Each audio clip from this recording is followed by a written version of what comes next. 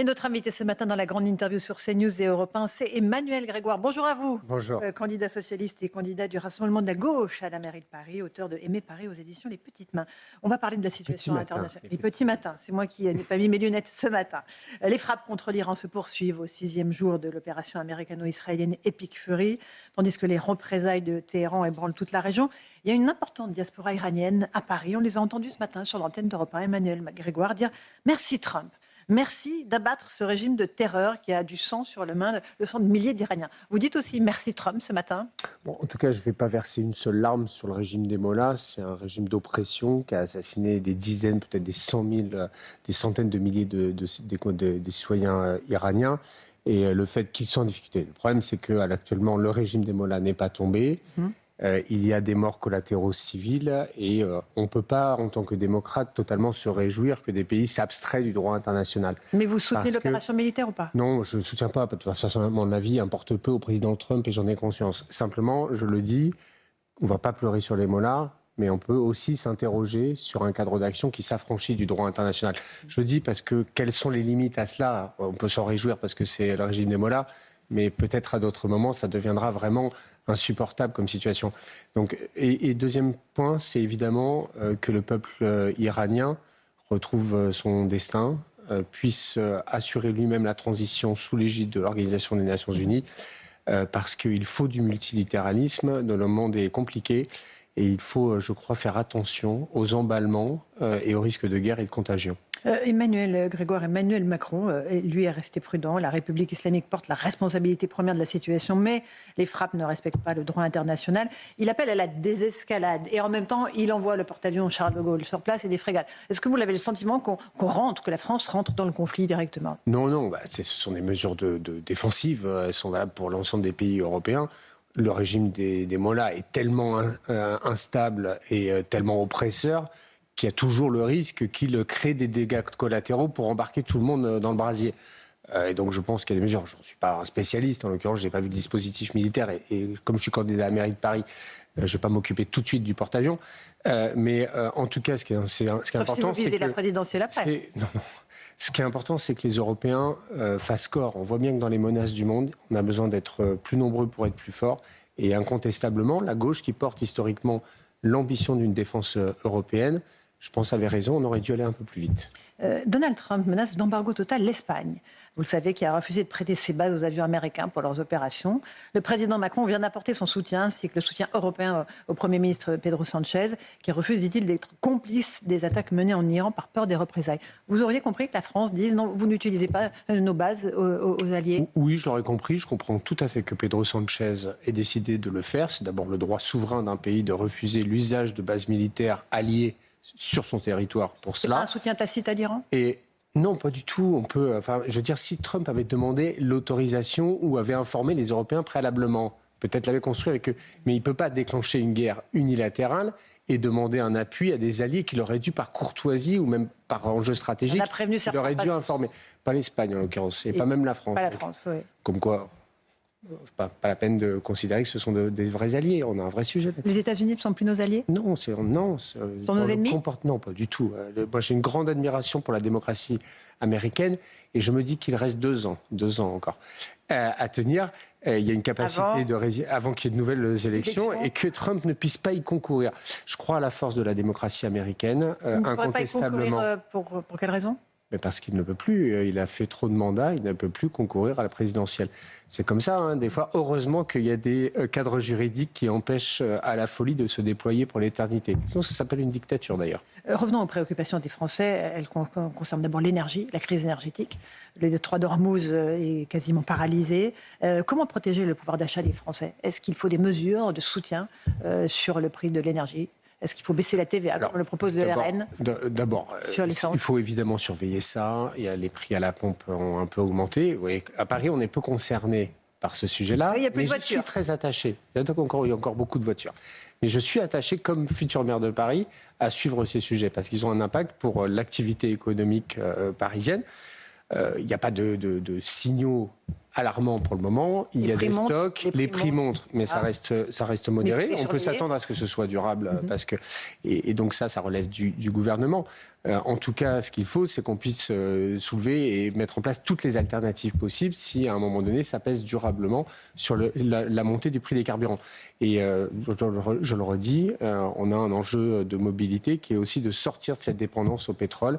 On le voit à chaque fois qu'il y a une grande crise stratégique, dans les politiques que nous menons de décarbonation, de développement de transport en commun, c'est aussi de s'arracher de cette dépendance à une matière première, le pétrole, que nous n'avons pas, que nous n'aurons jamais ou très marginalement dans le sous-sol français. Et donc, il faut arrêter de dépendre de ce pétrole qui est aujourd'hui au cœur d'un jeu d'influence, qui a des répercussions dans la vie quotidienne de tout le monde. Emmanuel Grégoire, on est sur CNews et Europe 1. Il y a aussi la préoccupation sur la sécurité et le terrorisme, le risque terroriste, puisque l'Iran a menacé de représailles tous ceux qui entreraient dans le conflit. Elle menaçait l'Europe et la France, notamment. En tout cas, on sait que Paris a été ensanglanté par des attentats dans les années 80 liés à la République islamique d'Iran. C'est un souvenir qui a traumatisé les Parisiens. C'est un risque que vous mesurez? En tout cas, c'est un risque qui est constant depuis 2015. Il y en avait eu avant, mais depuis 2015, c'est évidemment un très haut niveau de risque. Le terrorisme islamiste, principalement, puisque c'est celui-là qui a frappé le pays dans la vague de 2015. Je crois qu'il faut d'abord une vigilance collective. Vous parlez même des attentats des années 80. Même des attentats, absolument. En 86, ça avait d'abord touché Barbès et puis la station Saint-Michel.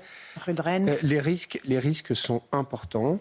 Nous avons à travailler nous sommes une ville, Paris est une ville.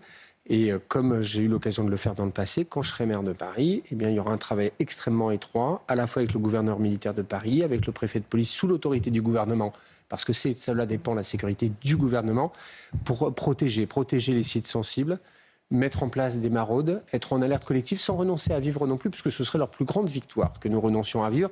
Mais évidemment que nos concitoyens sachent qu'on est très mobilisés collectivement pour prévenir le risque et faire tout ce qu'on peut pour empêcher le pire. Et vous êtes engagé dans la lutte contre l'antisémitisme. Oui. Les lieux de culte de la communauté juive sont particulièrement surveillés et menacés. Qu'est-ce que vous proposez de concret là-dessus? Alors là-dessus, on a un dialogue direct avec les lieux de culte, mais que ce soit des mosquées, que ce soit des synagogues ou évidemment le culte catholique, y compris parce que je rappelle que la ville de Paris elle-même est propriétaire d'un très grand nombre de ces lieux. Mais sur l'antisémitisme précisément? Là, pour le coup, pour des mesures concrètes, il s'agit de la mise en protection. Donc, on peut poser des barrières anti-voitures béliers, mais c'est des choses que j'ai déjà fait depuis longtemps. Beaucoup de responsables religieux peuvent nous appeler la police pour qu'on sécurise les lieux sensibles. Mais il y a aussi tous les lieux qui ne sont pas religieux, qui sont également sensibles. Il y en a beaucoup.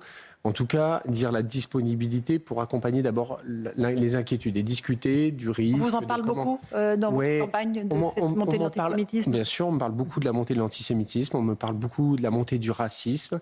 Et moi, je veux vraiment dire à nos compatriotes, qu'ils soient de confession ou de culture juive ou musulmane, qui n'ont pas à être les victimes des malheurs du monde.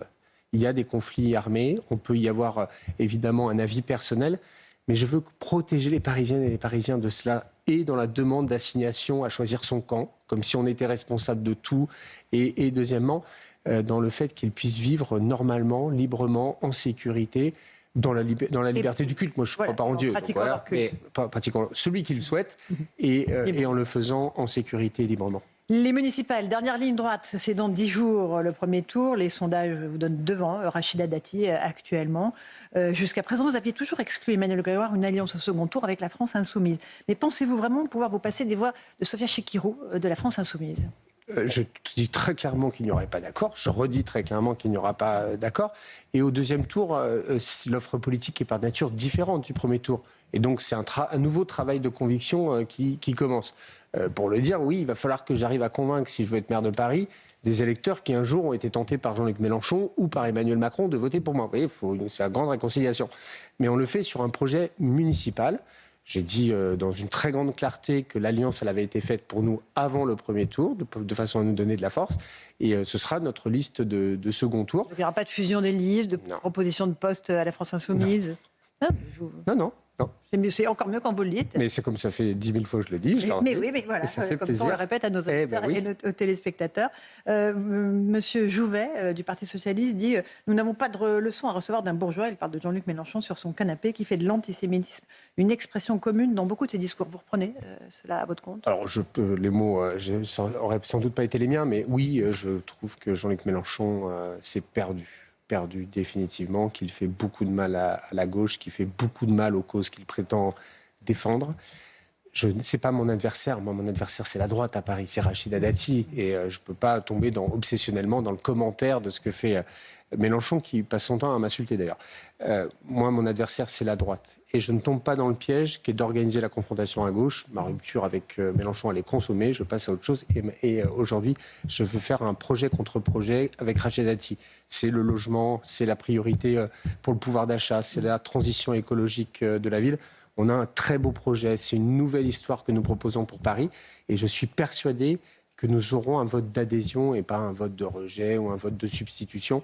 C'est tout l'enjeu de ces municipales. Est-ce que vous saurez vous affranchir du bilan d'Anne Hidalgo, que vous avez accompagné pendant des années, même si aujourd'hui vos rapports sont distendus?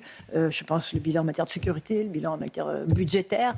Vous dites carte neuve, on va faire autre chose, on va faire autre chose. Différemment. Oui, on va faire différemment. Est-ce qu'il y a des points communs avec ce qu'ont fait Bertrand Delanoë et Anne Hidalgo? Évidemment, la priorité pour le logement, transformer la ville, développer les mobilités douces, y compris nous évitant qu'on ait acheté de l'essence. Donc tout ça, c'est des lignes de force qui sont communes. Mais c'est une nouvelle page pour une nouvelle histoire. On a renouvelé l'équipe, il y a plus de 50% de renouvellement, il y a de nouveaux défis. Et il y a des choses qu'on a fait bien. Est-ce qu'on a tout fait bien? Non. J'entends des insatisfactions, des attentes en matière de propreté, en matière de sécurité, en matière de pouvoir d'achat. Nous avons construit un projet pour répondre à ces nouvelles attentes des Parisiennes et des Parisiens. Et c'est ça la campagne municipale, c'est expliquer comment on va résoudre cela avec de la construction de logements pour détendre la situation, développer le logement particulièrement pour les classes moyennes, comment on va continuer à développer les mobilités qui sont propres avec le vélo, la priorité piéton. De nouvelles pistes cyclables. De nouvelles pistes cyclables. Je le dis, la priorité, c'est le piéton. Vous voyez des ajustements que nous sommes en train d'opérer. La priorité, c'est le piéton, parce que c'est la mobilité essentielle du quotidien. Et donc, un peu réajuster. Et puis, c'est un changement de méthode. Moi, je veux être le maire de l'hyper-proximité. J'ai une obsession du quotidien. On prépare les grands chantiers d'avenir, mais on s'occupe aussi tous les matins de la ville. Il y a beaucoup de choses à faire et je sais que sur ces sujets-là, il y a des attentes. Dans votre livre, c'est donc Aimer Paris. Rachida Dati veut réenchanter Paris. Sarah Knavouf veut en faire une ville heureuse. On a l'impression qu'on est chez les bisounours. Les Parisiens, ils n'ont pas l'impression de vivre au royaume des bisounours. Ils trouvent que la ville est sale, polluée, encombrée, qu'il y a des travaux partout. Qu'est-ce que vous leur dites? C'est parfois un peu vrai. Elle n'est pas polluée. On a beaucoup baissé la pollution. La pollution a baissé de 50% en 10 ans. Donc ça, au moins, c'est un truc sur lequel ça va bien. Et bien, parfois, il a fallu un peu de travaux pour arriver à cela. Je crois que tout Parisien, il a une relation ambivalente à sa ville. On l'aime infiniment et il y a des irritants. Et les irritants que vous citez, ce sont les miens comme Parisien. Je me balade tous les jours depuis des années dans Paris. Ça m'agace tout autant que n'importe quel Parisien quand je vois une poubelle éventrée, quand je vois un truc qui est cassé et qui n'est pas réparé. C'est ça d'ailleurs que je veux dire dans l'obsession du quotidien. Je crois que les gens ont compris qu'on devait transformer sur le plan écologique la ville pour la rendre plus agréable, lutter contre la pollution, etc. Mais ils veulent un haut niveau de qualité de service. Voilà. Et donc mon obsession à moi, c'est l'exécution. C'est comment on va aller redresser les poteaux, boucher les trous dans le trottoir, etc. Parce que c'est ça que j'aime. Et à la fin, c'est ça la mission d'un maire. C'est s'occuper des grands chantiers pour préparer le futur. Mais c'est tous les matins remettre l'ouvrage sur le métier pour entretenir la ville et la rendre plus agréable. Emmanuel Grégoire, Rachida Dati ne vous épargne pas cette semaine dans le JD News. Elle affirme la saleté partout, le chaos dans les rues, les travaux permanents, la succession des scandales. Notamment, elle évoque le détournement de fonds publics chez les bailleurs sociaux, puisqu'il y a 2 semaines, le Parisien révélait un scandale impliquant Paris Habitat, principal bailleur social de la capitale. Est-ce que vous vous sentez co-responsable de ce qui s'est passé dans cet organisme? D'abord, elle qualifie... Madame Dati estime qu'il s'agit d'un détournement de fonds majeur. C'est complètement faux. Il y a une enquête. D'abord, elle fait allusion à des faits qui ont fait l'objet de condamnations en 2016 sur des comportements à l'évidence délictueux, mais qui ont été dénoncés à la justice, et la justice a fait son travail. Et venant de quelqu'un qui est renvoyé en correctionnel pour corruption et qui a au moins 10 affaires en instruction la concernant, je l'inviterai à la prudence. Moi, j'ai un principe... Il n'y a pas un sujet sur Paris Habitat? Non, il n'y a pas de sujet. Il y en a eu un, il a été traité, et d'ailleurs, il a été traité. Et d'ailleurs, pour être sûr qu'il n'y en a pas de nouveau, la ville a saisi le procureur de la République pour aller faire les investigations complémentaires. Mais de ce que j'en sais, non, il n'y a pas de fait nouveau. Et en tout cas, par précaution, la justice a bien été saisie pour le vérifier. Mais je le redis, quand on donne des leçons aux autres, il faut quand même veiller à être exigeant envers soi-même quand on l'est envers les autres. Elle est renvoyée en correctionnel pour corruption. Elle est la plus disqualifiée, honnêtement, pour donner des leçons de morale. Des leçons de morale. Qui est parfois des abus ou des choses pas bien. Ça arrive dans toutes les organisations. Oui. Toutes les organisations. Mais il faut les combattre.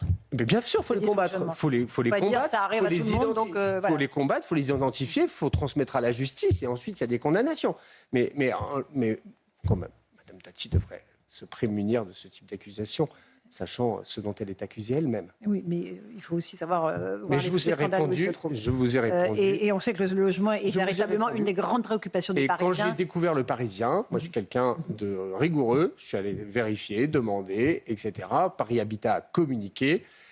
C'est honnêtement une affaire dans l'affaire pour essayer d'étouffer les siennes. De ce que je sais, ce sujet est sous instruction de la justice. Il a été traité d'ailleurs historiquement avec une condamnation à des amendes et à de la prison pour des agents qui avaient fait ça. Il ne me semble pas y avoir de faits nouveaux. S'il y en avait, je serais d'une immense dureté et sévérité vis-à-vis de tous ceux qui font cela. J'ai une relation à l'argent public qui est obsessionnelle. Moi, je suis quelqu'un, je le crois pouvoir le démontrer, qui incarne la probité en politique. J'ai été 6 ans premier adjoint. Vous n'aimez pas l'argent? Comme tout le monde, j'aime bien avoir de l'argent, mais je ne fais pas de la politique pour ça. Moi, le jour où j'ai été élu, en 2014, j'ai arrêté toute activité professionnelle à côté. On voit chaque jour que Rachida Dati ne s'est pas imposé ça. Moi, j'ai consacré ma vie à ça. Et de façon... allusion au fait qu'elle était ministre de la Culture? Non, au service de la elle Nation. était avocate pendant plusieurs années quand même. J'imagine que ça remontait jusqu'à CNews. Oui, je vous remercie. Je m'en doutais. Nous sommes une chaîne d'information. Non, mais du coup, c'est un sujet d'investigation comme un autre qui mérite. Je pensais que vous faisiez allusion à ces fonctions de ministre. Non, pas du tout. Non, je faisais allusion aux activités quand on gagne. Mais bien sûr, ça c'est un engagement public, je ne le reproche pas. Je parle bien des activités professionnelles à côté. Moi, je suis quelqu'un qui a une transparence totale là-dessus. Ça fait 14 ans que ma déclaration de patrimoine et ma déclaration d'intérêt sont publiques parce que j'ai exercé des fonctions qui le rendaient obligatoire. Ma vie a été disséquée, j'ai consacré ma vie à cela parce que je crois que quand on s'engage dans la vie publique, on en prend les bons côtés, mais on en assume aussi les conséquences et les exigences morales. Et remettre un peu de morale en politique ne me paraît pas de trop dans la crise démocratique que nous vivons. Emmanuel Grégoire, il y a aussi ce scandale de violence sexuelle dans le périscolaire qui évidemment nous prend aux tripes tous en tant que parents. Comment de telles défaillances ont pu être possibles? Comment ne pas avoir su protéger au fond les enfants des agressions commises par des animateurs qui étaient là pour le coup recrutés par la ville de Paris? Quelle garantie vous donnez aux Parisiens que demain, quand ils poseront, ou ce matin, quand ils poseront leurs enfants à la crèche, ils ne risqueront pas d'agression sexuelle? Alors d'abord, il y a eu des fautes graves qui font l'objet d'ailleurs d'investigations. Et le problème de ce qui est remonté, j'étais plus premier adjoint pour la plupart des affaires qui sont remontées, mais de ce qu'on observe, c'est que les procédures ne suffisent pas. Pourquoi? Parce que le principe d'un pédocriminel, c'est que tant qu'il n'est pas passé à l'acte, vous ne savez pas que c'est un pédocriminel. Et donc, le fait de vérifier, par exemple, la non-inscription au fichier des infractions sexuelles ne permet pas de prévenir structurellement le risque des pédocriminels. Et les pédocriminels, ils vont dans tous les endroits où il y a des enfants, et vous le savez, j'en ai vécu l'expérience moi-même. Ils vont dans les centres de loisirs, dans les activités culturelles, sportives, parfois les drames à la maison. On ignore parce qu'on pense qu'on aime tous les enfants. Et ben non, il y a des gens qui n'aiment pas les enfants ou qui les aiment très mal. Donc comment les détecter? Et donc, on ne peut pas les détecter. C'est par les procédures de prise en charge. Par définition, on ne peut pas les détecter a priori et avant qu'ils aient commis des fautes. Ce qu'il faut, c'est considérablement renforcer les procédures. Vérifier qu'elles soient bien appliquées. Donc moi, j'ai annoncé un Big Bang en la matière. Big Bang dont sera saisi le Conseil de Paris dès le début de mon mandat de maire. D'abord, densifier les procédures. Deuxième chose, mettre en place un contrôle interne et externe. Je veux que des gens de l'extérieur soient chargés de contrôler la bonne application des procédures. Et enfin, voir différemment l'organisation de la semaine pour diminuer un peu les risques. Et c'est pourquoi j'ai proposé d'organiser une convention parisienne sur les temps de l'enfant pour voir en gros comment on limite le besoin de recourir à 1 heure par-ci, 1 heure par-là, etc., qui est qui est la conséquence de l'organisation de la semaine d'école. Et donc, on va le faire. Un plan d'urgence est évidemment prévu à application immédiate et pour les sujets un peu plus complexes à la rentrée de septembre 2026. C'est un sujet qui me touche au cœur. J'en ferai évidemment un combat personnel. Sur la sécurité, on sait que c'est une grande préoccupation des Parisiens. Qu'est-ce que vous proposez pour les polices municipales? Vous proposez 1000 policiers municipaux de plus. Est-ce que c'est suffisant? Est-ce que vous souhaitez qu'ils soient armés pour pouvoir faire face à une délinquance qui explose dans la capitale? Alors, la délinquance, d'abord, je sens bien la demande de sécurité de nos concitoyens et j'entends y répondre avec exigence. Je veux aussi que l'État arrête de se désengager. Parce que quand nous, on met des moyens, les collectivités, mais que l'État retire des postes de policiers nationaux, ça ne peut pas marcher. On n'est pas plus efficace. Deuxièmement, je ne suis pas favorable à l'armement létal des polices municipales pour une raison assez simple, c'est que rien dans les missions que lui confie la loi ne justifie d'avoir une arme létale. Moi, je veux qu'il s'occupe de réguler les vélos qui ne respectent pas les feux rouges. Je veux qu'il lutte contre le bruit dans les ensembles. Je veux qu'il fasse de la police de circulation pour améliorer les choses quand on a des carrefours coincés. Rien de ces missions qui sont celles que lui donne la loi. Et deuxièmement, quand on met une arme létale comme le proposent mes concurrents, l'arme létale, ça coûte très cher à mettre en place. Vous perdez un tiers de votre force de travail parce qu'entre les entraînements et le fait qu'ils doivent remiser l'arme dans un coffre-fort le soir, c'est très cher. C'est très cher. Ils ont des armes de 4e catégorie qui leur permettent de faire de l'intervention. Moi, je ne suis pas quelqu'un de sectaire. Si jamais, dans le dialogue avec le législatif sur les missions, la nature des missions des polices municipales, ça évoluait, moi, je ne veux pas exposer mes agents à des missions risquées sans avoir les moyens de gérer ces missions. Mais j'ai pris un engagement devant les Parisiens, c'est que si un jour, je pense qu'au regard de l'évolution des missions, on doit leur donner une arme létale, j'organiserai un référendum auprès des Parisiens. Merci Emmanuel Grégoire. Vous participerez à un débat si Rachida Dati veut bien le faire sur notre antenne, par exemple? Je le souhaite ardemment. Participer à un débat, ce n'est pas normal. Rachida Dati refuse de participer à un débat. Et je crois que c'est la première fois dans l'histoire qu'une candidate, et en l'occurrence pas la favorite désormais, refuse de participer à un débat. Vous participez mais pas. Non, parce que d'abord, on va pas. Rachida Dati a l'habitude de faire ça, d'essayer d'imposer ses règles. C'est pas elle qui fixe les règles, c'est la démocratie. Et elle ne vaut ni plus ni moins que l'ensemble des candidats à ce stade. Donc je l'invite à répondre positivement aux invitations pour organiser les débats. Et nous vous invitons sur notre antenne. Merci Emmanuel Grégoire. C'était votre grande interview sur CNews et sur Europe 1.